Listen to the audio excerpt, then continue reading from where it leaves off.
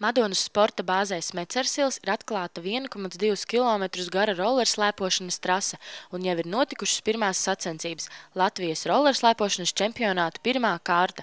Pa šo laiku arī treneri un tiesneši ir paspējuši atzinīgi novērtēt šo trasi. Trase ir jauna, apgūstam, redzēs pirmās sacensības tādas nopietnas pa visu trasi, teiksim, notiek. Un es domāju, cik ir braukuši iepriekš dalībnieki, trase ir ātra, pietiekami ātra, ir arī, teiksim, kādus bīstams nobrauciens, bet, visā visumā izbraucama tie, kas trenējas, un ar trasi ir viss kā kārtībā. Trase ir ļoti laba, šīs te būs pirmās sacensības, kas notiek šeit oficiālās, tā kā redzēsim, kāds būs sasauksmes sportistiem, bet, pagaidām izskatās, ka trase ir jauna, vismaz, tā šogad rekonstruētā daļa un pietiekami tehniski grūta un arī tāda, interesanta trase. Es domāju, ka varētu teikt, ka rollerslēpošanas trase šeit ir pasaules līmenī. Šajā sacensību dienā trases lielākie vērtētāji un iemēģinātāji bija tieši sportisti, kas trasi atzinuši par ātru un mainīgu. Trase ir jauna, šodien tikai pirmo reizi izmēģināju. Tā kā, īstenībā diezgan izstāst pēc skata bīstama, bet patiesībā tāda varbūt arī nav. Bet tas atkarīgs, ar kādiem rolleriem, kādā ātrumā brauc, tad arī, trase, kā saka, piešķir savu raksturu uzreiz.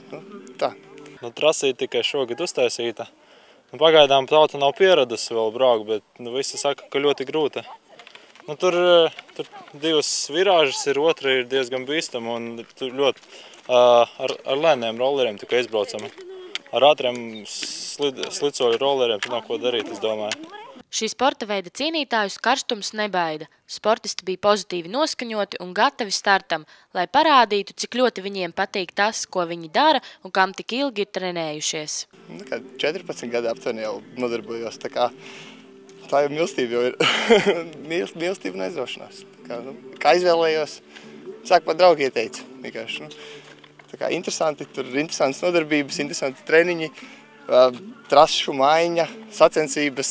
Mani sporta skolotājs toreiz Liepājas pamatskolā mācījos, ieteica manē brāli, un tā mēs sākām. No sākuma biatlonā, tad man negāja šaušana, jo redzes slikta bija un pārgāju slēpošanu. Un tagad esmu Rīgas slēpošanas klubā, braukājām uz ārzemēm, piedalījos universitātē Ķīnā slēpošanā. Vairāk slēpošana, rollerslēpošana, tā kā sagatavošanas procesu ziemas sezonai. Jaunā rollerslēpošanas trase jau ir iegājusi sporta apritē, un visu laiku notiek trases pilnveidošanas darbi, lai tā būtu vēl labāka, uzņemot jaunos sportistus.